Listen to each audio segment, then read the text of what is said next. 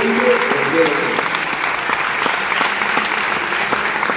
Y vamos a empezar a disfrutar con 4 danzas: Bella Casada, el redoble, los peces y el picoteado. Ese fuerte aplauso para los alumnos y alumnas de la Escuela Municipal de Folclore de Villanueva de la Serena.